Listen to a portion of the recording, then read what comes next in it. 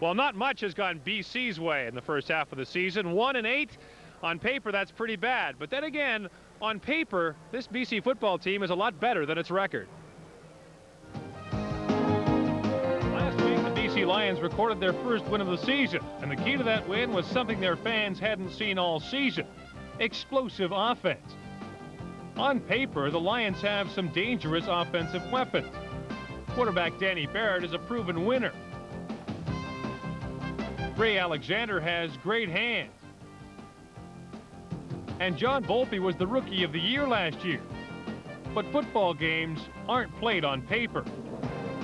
The combination of a slow start and injuries has made Danny Barrett ineffective. That was until last week. Last week, Barrett threw for 348 yards and 2 touchdowns and led the Lions to their first victory of the season. Ray Alexander came to training camp injured and was released. But he's back, and that's bad news for the rest of the league. Last year, Alexander was second in the league in receptions, trailing only Calgary's Alan Pitts. In 2 games this season, Alexander has caught 12 passes for 168 yards. John Volpe has been consistent all year. He leads the league in rushing with 626 yards and leads the league in touchdowns scored with 12. He is a durable back and has great hands coming out of the backfield. Danny Barrett, Ray Alexander, and John Volpe. With this trio healthy and in the lineup, the Lions may not have to give up their playoff dream just yet. And joining us now on the CFL Report is BC quarterback Danny Barrett. Danny, how big was the first win last week? Actually, it was an exceptional win for us. It was really big. I think it relieved a lot of things. As they say, I think we got the monkey off our back.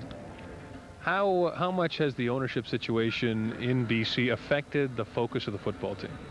I think in the last couple of weeks, we've kind of putting that behind us now. We had a big team meeting a couple of weeks ago before we played Saskatchewan, and we made some decisions that we wanted to play football, regardless of the fact that we had to take the 15% pay cut, and hopefully things will work themselves out. And from my understanding, and most of the guys really feel that as early as next week, we will have an owner so we can get back to normal business around. Well, one thing that's helped you on the field is certainly the return of Ray Alexander. What does he mean to this football team offensively? Well, it gives us another option to go to. He's a go-to guy for us. We looked at the stats in the previous 2 games, and when we've needed a big play, he's been the guy to come up with it. And I think it just adds a little bit more room for the other guys to work as well. And you know John Volpe is going to get his yardage out of the backfield. So it just gives us another option to go to as far as a go-to guy. Let me ask you this. You're 1-8 now. You've got the second half of the season to come. Is making the playoffs out of the question, or is that a goal that this team has set for the second half? Definitely a goal. We felt like if we can go 0-8, we can go 8-0 and turn this thing around and get back into the race.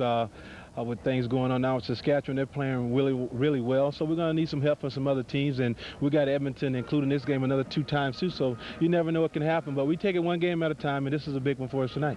Danny Barrett, thanks very much and good luck. Thank you very much.